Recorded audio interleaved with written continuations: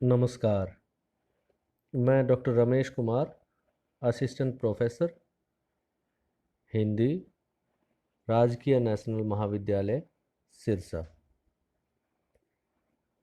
आज का हमारा विषय है हिंदी साहित्य का आदिकाल भाग 3 के अंतर्गत काल विभाजन।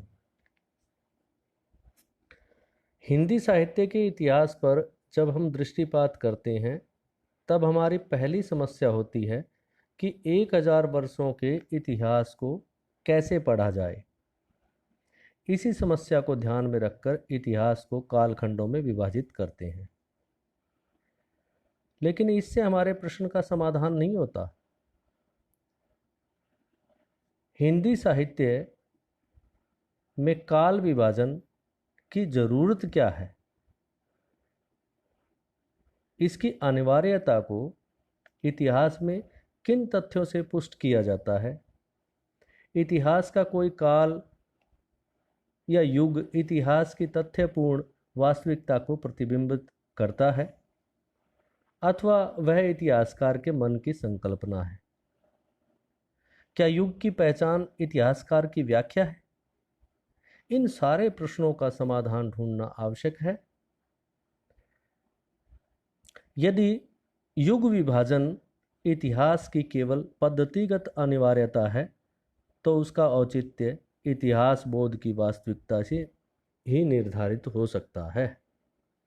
इतिहास बोध में एक प्रकार की आलोचनात्मक चेतना होती है, एक ऐसी चेतना जिसका उपयोग हम जीवन और संस्कृति के परीक्षण के लिए करते हैं, जिसकी कसौटी पर साहित्य और समाज के रिश्ते की पहचान की जाती है। साहित्य का इतिहासकार इन रिश्तों में आए परिवर्तन को जितनी तीव्रता से अनुभव करेगा, उसका काल विभाजन उतना ही प्रामाणिक होगा। क्या यही कारण नहीं है कि आचार्य रामचंद्र शुक्ल इतिहास की ओर बार बार लौटने की जरूरत होती है? उनके इतिहास की ओर हम इसलिए लौटते हैं क्योंकि उन्होंने अपनी प्रखर आलोचनात्मक दृष्टि से इतिहास बोध को अर्जित किया था। उन्होंने साहित्य के इतिहास को कार्य कारण के संबंधों की श्रृंखला में प्राप्त किया था। उन्होंने अपनी पुस्तक हिंदी साहित्य के इतिहास में काल विभाजन पर लिखा है, शिक्षित जनता की जिन जिन प्रवृत्तियों के अनुसार हमारे साहित्य के स्वरूप में जो जो परिवर्तन होते आए हैं, जिन जिन प्रभावों की प्रेरणा से काव्य धारा की भिन्न भिन्न शाखाएं फूटती रही हैं, इन सब के सम्यक निरूपण तथा उनकी दृष्टि की सुसंगत काल विभाग के अंतर्गत बिना साहित्य इतिहास का सच्चा अध्ययन कठिन दिखाई पड़ता है। 700-800 वर्षों की संचित ग्रंथ राशि सामने लगी हुई थी, पर ऐसी निर्दिष्ट सारणियों की उद्भावना नहीं हुई थी जिसके अनुसार सुगमता से प्रभुत सामग्री का वर्गीकरण होता। इस लंबे उद्धरण में शिक्षित जनता जैसे शब्द को छोड़कर शायद ही किसी बात पर ऐतराज जाहिर किया जा सकता है। सारांश यह है कि बिना ठोस इतिहास दृष्टि के सुसंगत काल विभाजन नहीं किया जा सकता और बिना काल विभाजन के इतिहास का अध्ययन जो है वो कठिन हो जाता है। साहित्य के इतिहास को जानने के लिए और मुख्यतः आदिकाल पे हम चर्चा कर रहे हैं, तो आदिकाल का काल विभाजन के अंतर्गत किस समय से आदिकाल को हम शुरू माने हिंदी साहित्य के इतिहास में और कहाँ तक इसका सीमा निर्धारण करें, ये इस पे हम चर्चा करने जा रहे हैं। तो इतिहास वास्तविक तथ्य है या इतिहासकार के मन की संकल्पना, ये जरूरी है कि हम इस प्रश्न के ऊपर भी विचार करें। वस्तुतः इतिहास तथ्यगत वास्तविकताओं के साथ एक व्याख्या की मांग भी करता है। इसी से हमारे जीवन मूल्य निर्धारित होते हैं। यदि किसी कृति को इतिहासकार ने मूल्यवान माना है तो क्यों? उसकी व्याख्या में ही इस प्रश्न का जवाब दिया जा सकता है। उदाहरण के लिए आचार्य रामचंद्र शुक्ल जी तुलसीदास को महत्वपूर्ण कवि घोषित करते हैं। इस घोषणा के आधार की खोज करते हुए हम पाते हैं कि तुलसीदास आचार्य शुक्ल के कट्टर मर्यादावाद और नैतिकतावाद पर खरे उतरते हैं। आचार्य शुक्ल तुलसीदास की तरह समाज में अव्यवस्था स्वीकार नहीं करते। इस व्याख्या में आचार्य शुक्ल के इतिहास की सीमाएं सामने आ जाती हैं। तुलसीदास की कृति इतिहास के लिए ऐतिहासिक दस्तावेज हो सकती है और आचार्य शुक्ल उस ऐतिहासिक दस्तावेज का विश्लेषण और मूल्यांकन अपनी इतिहास दृष्टि से करते हैं। इस मूल्यांकन से इतिहासकार रामचंद्र शुक्ल की इतिहास दृष्टि की सीमाओं को स्पष्ट किया जा सकता है। तथ्यात्मक वास्तविकताओं की व्याख्या में ही इतिहास दृष्टि की सीमाएं और संभावनाएं स्पष्ट हो जाती है। काल विभाजन के आधारों का विवेचन करना भी आवश्यक हो जाता है। हिंदी साहित्य इतिहास के एक बात जिस पर आरंभ में ही चर्चा करना जरूरी है वह यह है कि इतिहास या समाजशास्त्र में किसी घटना को आधार बनाकर एक रेखा खींची जा सकती है। उदाहरण के लिए इतिहास में पुनर्जागरण का आरंभ सामान्यतः तुर्कों के हाथों कुस्तुनतुनिया की पराजय की तिथि से माना जाता है, लेकिन साहित्य के इतिहासकार को साहित्य के रुझान का रुख पता करने में कठिनाई हो सकती है, क्योंकि साहित्य का रुझान परिवर्तन किसी एक तिथि की घटना नहीं है। यदि प्रवृत्ति को ही आधार बनाए तो ऐसा देखा गया है कि जब साहित्य में एक प्रकार की प्रवृत्ति गतिशील होती है तो उसके समानांतर कभी कभी प्रतिरोधी प्रवृत्ति भी गतिशील हो जाती है। इस अंतर्विरोध के कारण काल विभाजन का पूरा ढांचा ही चरमरा उठता है। हिंदी साहित्य का ही उदाहरण ले तो आदिकाल का उदाहरण दिया जा सकता है जिसका हम अध्ययन कर रहे हैं। काल विभाजन की दूसरी समस्या है संक्रांति काल को लेकर। संक्रमण के जिन बिंदुओं पर इतिहास के दो युगों को तोड़ा जाता है वहाँ इतिहास धारा की चिंतन धारा ही नहीं टूटती है, बल्कि इस टूटने की प्रक्रिया में बहुत कुछ छूट भी जाता है। क्या यही कारण नहीं है कि आचार्य शुक्ल के इतिहास में संक्रांति काल के बड़े इतिहासकारों को फुटकर खाते में स्थान मिलता है? उदाहरण के लिए विद्यापति, खुसरो, केशवदास का नाम गिनाया जा सकता है। संक्रांति काल की वास्तविकता यह होती है कि संक्रांति बिंदु पर खड़े कवि के साहित्य में एक मार्ग पीछे से आता है और दूसरा रास्ता आगे से शुरू होता है। दो प्रवृत्तियों की निरंतर टकराहट उनमें मिलती है। इनमें किस प्रवृत्ति का आगे विकास होता है, इसी को ध्यान में रखा जाना आवश्यक है। इसी सूत्र में संक्रांति काल की समस्या सुलझती है। काल विभाजन की कठिनाइयों में एक कठिनाई और है जिसका जिक्र होना आवश्यक है। साहित्य के इतिहास में और राजनीतिक इतिहास में अक्सर समानता नहीं होती। उदाहरण के लिए हमारे साहित्य का जो आदिकाल है लगभग उसी के आसपास राजनीतिक इतिहास का मध्य युग शुरू होता है। ऐसी स्थिति में कुछ इतिहासकार आधुनिक काल से पूर्व समूचे साहित्य को मध्ययुगीन साहित्य कहना ही उचित मानते हैं और मध्ययुगीन साहित्य को विभिन्न प्रवृत्तियों में बांटकर उसका विवेचन उचित समझते हैं। वीर काव्य, नीति काव्य, प्रेमाख्यान काव्य आदि के अनुसार साहित्य को इतिहास का ढांचा बनाते हैं। इस प्रकार के विभाजन से सहमति कठिन है। यदि हम प्रवृत्ति के आधार पर विभाजन करते हैं तो कार्य कारण संबंधों को भी दिखाना चाहिए। दूसरा प्रश्न यह है कि इस प्रकार का विभाजन परवर्ती साहित्यकारों में कितना अधिक स्वीकृत हुआ। यदि इस प्रकार के विश्लेषण को स्वीकृति नहीं मिलती तो यह मानना चाहिए कि इतिहास ने उनको स्वीकार नहीं किया। भारतीय हिंदी परिषद से हिंदी साहित्य का जो द्वितीय खंड प्रकाशित हुआ उसमें आदि, मध्य और आधुनिक तीनों कालों को तोड़कर प्राचीन एवं आधुनिक केवल दो कालों में उन्हें ग्रहण किया गया। इस प्रकार के काल विभाजन में इतिहास की परिपक्वता दृष्टि पर ये हमें ध्यान देना चाहिए कि स्पष्ट अभाव है मैच्योरिटी, परिपक्वता का। उसमें राजनीतिक इतिहास के स्थूल प्रतिमानों को आधार बनाया गया है। काल विभाजन के मुख्य उपकरण संवेदना को पहचानने की क्षमता है। संवेदना को पहचान कर हम इतिहास की रचना करते हैं। शुक्लोत्तर इतिहास लेखन में इस बात को नज़रअंदाज कर दिया गया। इससे साहित्य के इतिहास को समझने में बाधा पड़ी है। इन इतिहासों के प्रस्तावित कालखंड में जो चित्र प्राप्त हुए हैं उसका स्वरूप ही खंडित है। उनमें इतिहास की समग्रता का प्रमाण नहीं मिलता है। नागरी प्रचारणी सभा ने अपने हिंदी साहित्य का वृद्ध इतिहास के लिए जो प्रारूप बनाया है वह आचार्य शुक्ल के इतिहास को आधार में रखकर बनाया है। यह उचित भी है, क्योंकि नए इतिहास को बनाने के लिए अत्यंत व्यापक दृष्टि की आवश्यकता होती है।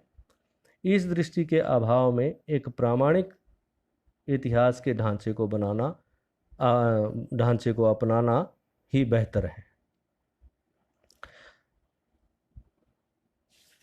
काल विभाजन के अंतर्गत आदिकाल का काल हम कौन सा माने, आदिकाल की शुरुआत कहाँ से माने और इसका अंतिम चरण किस समय को हम माने, ये इसके अंतर्गत हम देखते हैं कि हिंदी साहित्य के आरंभ के विषय पर विद्वानों में पर्याप्त मतभेद है।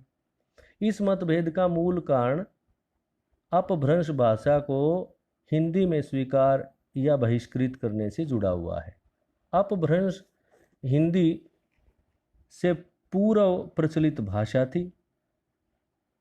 उनमें कौन से परिवर्तन किस बिंदु पर आरंभ हुए जिससे धीरे धीरे हिंदी भाषा का स्वतंत्र विकास हुआ, इस प्रश्न का सीधा और स्पष्ट उत्तर नहीं दिया जा सकता। भाषा प्रयोग से भाषा का विकास होता है। भाषा प्रवाहिनी नदी के समान गतिशील है। भाषा की प्रवाह प्रक्रिया में भाषा परिवर्तन को समझने में कठिनाई होती है। वस्तुतः अपभ्रंश जब साहित्यिक भाषा के रूप में प्रतिष्ठित हो चुकी थी तब जन भाषा से दूर हट गई थी। अपभ्रंश की जन भाषा से हिंदी का विकास होता है। चंद्रधर शर्मा गुलेरी ने इसे ही पुरानी हिंदी कहा है। उन्होंने स्पष्ट घोषणा की है कि उत्तर अपभ्रंश ही पुरानी हिंदी है। आचार्य रामचंद्र शुक्ल हिंदी का आरंभ 993 ईस्वी से मानते हैं, जब अपभ्रंश भाषा घिस घिस कर एक नई भाषा को विकसित करने में सक्षम हो रही थी। लेकिन हिंदी के आरंभिक रूप का पता उन्हें बौद्धों की रचनाओं में मिलता है। उन्होंने लिखा भी है कि अपभ्रंश या प्राकृताभास हिंदी के पद्यों का सबसे पुराना पता योगमार्ग की बौद्धों की सांप्रदायिक रचनाओं के भीतर विक्रम की 7वीं शताब्दी के अंतिम चरण में लगता है।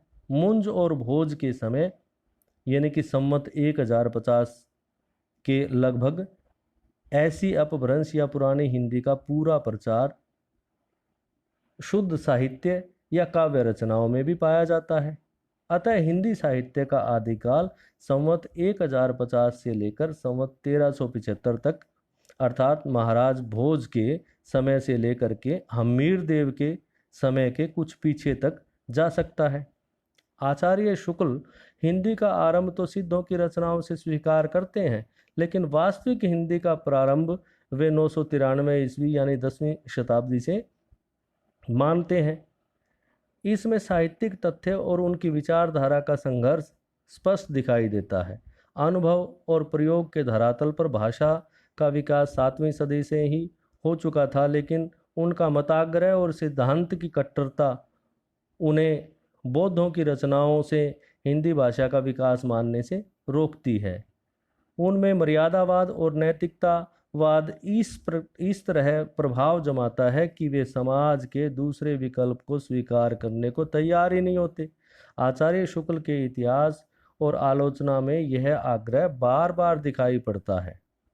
आचार्य शुक्ल के इतिहास में नाथ, सिद्धों और जैन रचनाकारों की उपेक्षा की गई है। उन्होंने ऐसे साहित्य की कभी धार्मिक साहित्य कहकर उपेक्षा की और कभी वे विशुद्ध साहित्य के नाम पर उनको हाशिए पर रखते रहे।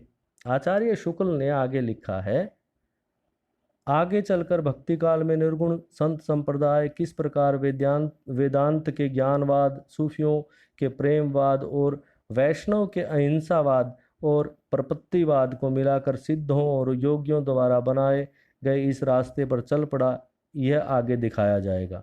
हमारे कहने का मकसद यह है कि यदि हम हिंदी व्यवहार को सिद्धों की रचनाओं में पाते हैं तो वहाँ से हिंदी का विकास मानने में हिचकिचाहट नहीं होनी चाहिए। भाषा और अनुभूति दोनों स्तरों पर उस परंपरा का विकास बाद के साहित्य में भी मिलता है। नाथपंथियों की भाषा पर विचार करते हुए आचार्य शुक्ल लिखते हैं, इस प्रकार नाथपंथियों ने इन जोगियों के परंपरागत साहित्य की भाषा या काव्य भाषा से, जिसका ढांचा नागर अपभ्रंश या ब्रज भाषा से का था, अलग एक सधुकड़ी भाषा का सहारा लिया जिसका ढांचा कुछ खड़ी बोली लिए हुए राजस्थानी था।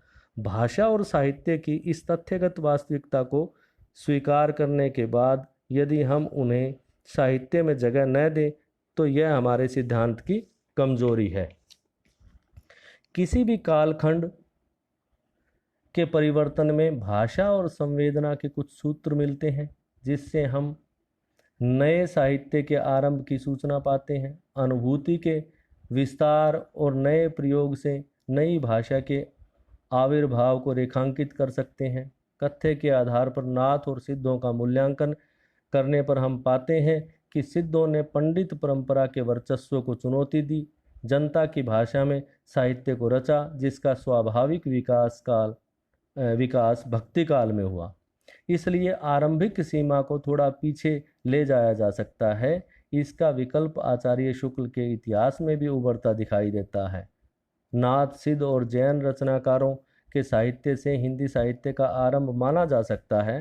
हिंदी भाषा को विशिष्ट बनाने वाली भाषा प्रवृत्तियों का लक्षण उनके साहित्य में मिलता है। भाषा को विशिष्ट बनाने वाली मूलतः 3 भाषा प्रवृत्तियां हैं। पहली है क्षतिपूरक दीर्घीकरण, जैसे प्राकृत अपभ्रंश के कम, कज जैसे शब्द हिंदी में काम और काज बन गए। दूसरा है परसर्गों की बहुलता और तीसरा है तत्सम शब्दों का प्रचलन। जैन आचार्यों और कवियों की रचनाएं मूल रूप से प्रामाणिक और सुरक्षित हैं। उनके अध्ययन से तत्कालीन साहित्यिक परिस्थितियों को अच्छी प्रकार से समझा जा सकता है और जो सूचना उनसे हमें प्राप्त होती है वह वास्तविक और विश्वसनीय है। इस दृष्टि से जैन रचनाओं का महत्व बहुत अधिक है। यह हमें लोक भाषा के काव्य रूपों को समझने में सहायता पहुंचाते हैं और साथ ही उस काल की भाषागत अवस्थाओं और प्रवृत्तियों को समझने में मदद भी करते हैं। जैन रचनाकारों के चरित्र काव्यों के अध्ययन से परवर्ती साहित्य की कथानक रूढ़ियों, काव्य रूपों, छंद योजना, वर्णन शैली और वस्तु विन्यास को समझने में मदद मिलती है। इस प्रकार अनुभूति और अभिव्यक्ति दोनों स्तरों पर जैन साहित्य का महत्व बढ़ जाता है। आचार्य शुक्ल के बाद दूसरे महत्वपूर्ण इतिहासकार आचार्य हजारी प्रसाद द्विवेदी जी हैं। उन्होंने अपभ्रंश भाषा को एक स्वतंत्र भाषा के रूप में स्वीकार किया, लेकिन स्वतंत्र भाषा का महत्व उन्होंने हिंदी के लिए आवश्यक माना। उन्होंने आदिकालीन भाषा और साहित्य का रूप इतना अधिक मिला जुला पाया कि वास्तविक हिंदी की शुरुआत वे भक्ति काल से मानते हैं। वस्तुतः आदिकालीन साहित्य की भाषा में कई तरह के मिश्रित रूप हमें मिलते हैं। सिद्धों की भाषा, नाथों की भाषा और जैन कवियों की भाषा में क्षेत्रीय विविधता के लोक रंग के साथ भाषा रंगी हुई जान पड़ती है। वे रासो काव्य परंपरा की भाषा में अलग प्रकार की विविधता को देखते हैं। इतनी अधिक मिश्रित संवेदनाओं के बीच यह पहचानने में अवश्य कठिनाई होती है कि भाषा कहाँ से शुरू हुई थी। आचार्य हजारी प्रसाद द्विवेदी 10वीं से 14वीं शताब्दी तक के समय को हिंदी साहित्य का आदिकाल मानते हैं। तब मन में यह प्रश्न उठना स्वाभाविक हो जाता है कि फिर अपभ्रंश काव्य पर इतनी विस्तृत चर्चा करने का उद्देश्य क्या है। अपरोक्ष रूप से आचार्य हजारी प्रसाद द्विवेदी भी आदिकाल की प्रारंभिक सीमा को 7वीं सदी में ही स्वीकार करते हैं और उन्हीं के अनुसार इस प्रकार 10वीं से 14वीं शताब्दी का काल जिसे हिंदी का आदिकाल कहते हैं, भाषा की दृष्टि से अपभ्रंश के ही आगे का रूप है। इसी रूप के प्रवृत्ति रूप को कुछ लोग जो है उत्तरकालीन अपभ्रंश कहते हैं और कुछ लोग पुरानी हिंदी। इस वक्तव्य को ध्यानपूर्वक जानने से, समझने से ये स्पष्ट हो जाता है कि 12वीं शताब्दी के पहले की भाषा अपभ्रंश थी। यही अपभ्रंश भाषा पुरानी हिंदी भी थी। दूसरा उदाहरण हम आचार्य हजारी प्रसाद द्विवेदी जी के ही ग्रंथ हिंदी साहित्य उद्भव और विकास से प्रस्तुत कर सकते हैं। उनका कथन है कि 7वीं-8वीं शताब्दी से इन रचनाओं की प्राप्ति होने लगती है। महापंडित राहुल सांकृत्यायन ने 8वीं से 12वीं शताब्दी तक के काव्य में 2 प्रकार के भाव पाए हैं, सिद्धों की वाणी और दूसरा उन्होंने पाया है सामंतों की स्तुति। इसलिए उन्होंने उस काल को सिद्ध सामंत युग कहा है। किंतु इस नाम से उन अत्यंत महत्वपूर्ण लौकिक साहित्य का कुछ भी आभास नहीं मिलता जो परवर्ती काव्य में भी व्यापक रूप से प्रकट हुई है। इस पूरे उदाहरण से ऐसा लगता है कि उन्हें 7वीं-8वीं शताब्दी के साहित्य का उद्भव मानने में कोई आपत्ति नहीं है। इसलिए 7वीं-8वीं शताब्दी से हिंदी साहित्य का उद्भव माना जा सकता है। बाद के साहित्यकारों में डॉक्टर रामकुमार वर्मा और राहुल सांकृत्यायन ने 7वीं-8वीं शताब्दी से हिंदी का प्रारंभ माना है। डॉक्टर रामकुमार वर्मा ने गुलेरी जी के मत का समर्थन किया है और राहुल सांकृत्यायन ने उत्तर अपभ्रंश की रचनाओं को हिंदी की रचना माना है। अतः हिंदी साहित्य का आरंभ 7वीं शताब्दी से स्वीकार किया जा सकता है। यह एक अलग विवाद है कि सरहप्पा को प्रथम कवि माने या पुष्य को। यदि तत्सम प्रधान भाषा के प्रयोग को हिंदी का मुख्य आधार बनाया जाता है तो सरहप्पा पहले कवि ठहरते हैं। हिंदी भाषा के आदिकाल की प्रारंभिक सीमा की तरह अंतिम सीमा भी विवादपूर्ण है। ग्रियर्सन आदिकाल की अंतिम सीमा 1400 ईस्वी तक मानते हैं। मिश्र बंधु आदिकाल की अंतिम सीमा 1529 ईस्वी स्वीकार करते हैं। रामचंद्र शुक्ल संवेदना के बदलाव के साथ आदिकाल की अंतिम सीमा 1318 ईस्वी स्वीकार करते हैं, परंतु वे विद्यापति को आदिकाल में रखते हैं। विद्यापति संवेदना की दृष्टि से मूलतः इंद्रिय बोध के कवि हैं। उनकी कविता में मानवीय प्रेम और श्रृंगार की अभिव्यक्ति हुई है।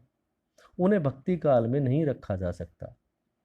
उनका जीवन बोध प्रेम की अनुभूति से प्रेरित है, लेकिन वे वीर और भक्ति भाव से पूर्ण काव्य की रचना भी करते हैं। विद्यापति की कविता का रचना काल 1318 ईस्वी के बाद का है, यानी आचार्य शुक्ल जी संवत 1375 तक अंतिम सीमा मानते हैं, तो जो है विद्यापति की रचना है वो 1375 संवत के बाद की है। अतः हमें सीमा के सुसंगत विभाजन के लिए काल सीमा को थोड़ा आगे खिसकाना पड़ेगा। अतः संवत 14 को आदिकाल की 1400 को आदिकाल की अंतिम सीमा रखा जा सकता है। अमीर खुसरो को भी इस काल सीमा के अंतर्गत स्थान मिल जाता है। इसलिए आदिकाल की अंतिम सीमा को विद्वानों ने 1400 ईस्वी ही माना है। ये अलग अलग साहित्यकारों ने अलग अलग रूप से समय सीमा का निर्धारण किया है और उनका हमने विस्तृत यहाँ विवेचन किया है, जानकारी ली है। मैं आशा करता हूँ कि आप इस जानकारी से अवश्य लाभ उठाएंगे। धन्यवाद।